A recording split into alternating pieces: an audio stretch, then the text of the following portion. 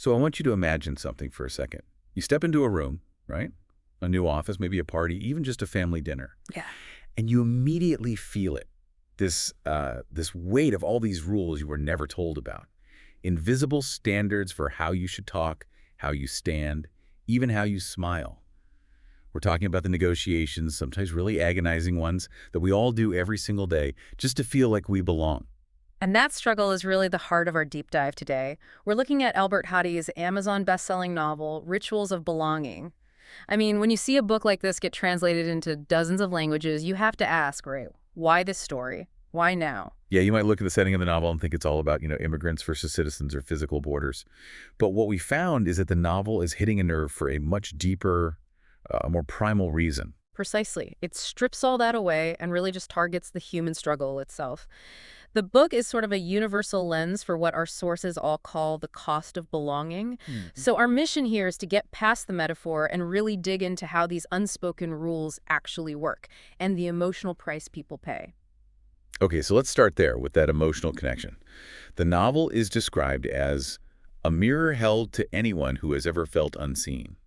If it's a mirror, what exactly is it reflecting back at the reader? I think it's giving a voice to a feeling that a lot of people just push down. The characters call it the quiet ache. It's not this big dramatic thing. It's persistent, a lingering sense that some part of you is always, missing or hidden. So what is that, like Yeah. a quiet, what does it actually look like day to day for the characters in the book?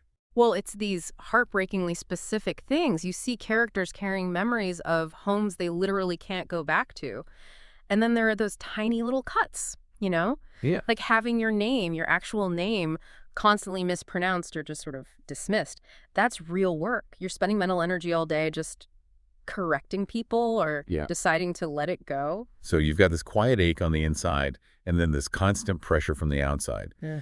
Our sources say the world is always demanding that they reshape their identities. What is that reshaping? What does that look like? It's the demand that they have to soften, shrink, or translate themselves just to be accepted. And that phrase, translate themselves, I think that's maybe the most powerful idea in the whole book. It's not just about language. It's about translating your culture, translating yourself. And when someone has to translate themselves, what are they actually doing? What behaviors are they changing? I mean, think about the sheer effort of it. You're constantly code switching, monitoring your words, your accent, filtering your humor so it's not too much, or, hiding a cultural reference because no one in the room will get it. It's like you have to turn your real complex self into a simpler version that's easier for other people to digest. And that's where these unspoken rules really live. They demand that constant self-editing. That sets up the core idea Yeah. perfectly. The rules are the ones no one writes down, yet everyone feels. They become these invisible gatekeepers, deciding which parts of you are welcome and which parts you have to hide to survive. Exactly. And what's so fascinating is how widespread they are. You might think it's about big things, like nations or citizenship. But the sources really emphasize that these rules are just as powerful and sometimes even more painful in our small, everyday spaces. Where do they operate then? Right. Everywhere. I mean, they're in classrooms dictating who gets to speak up. They're in offices deciding whose lunch smells weird. And they are definitely in our friendships and our families, deciding which stories are safe to tell and which are just too complicated. It sounds incredibly taxing because they're not just shaping your thoughts, they're shaping your physical self, how you speak, how you move. Absolutely. And they create this completely uneven playing field from the start. They decide who gets to just blend easily without thinking about it and who has to, as the novel says, work twice as hard just to be tolerated. It's the burden of a perpetual performance. Right.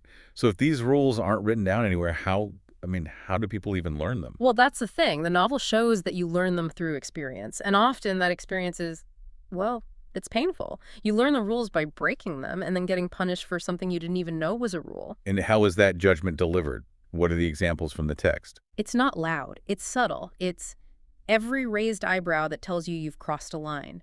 It's every polite smile filled with meaning. That smile that isn't warm, it's a judgment.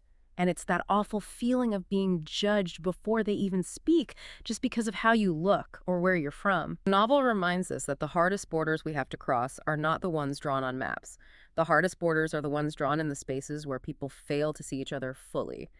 That failure to see the whole person, that's the real wall. That inability to see and accept someone's full, messy, complex identity. That's what creates the Cost of Belonging. Mm-hmm. The novel taps into this deep, profound hope we all have to belong somewhere without losing themselves. The hope for a place where you can just breathe freely as who you really are.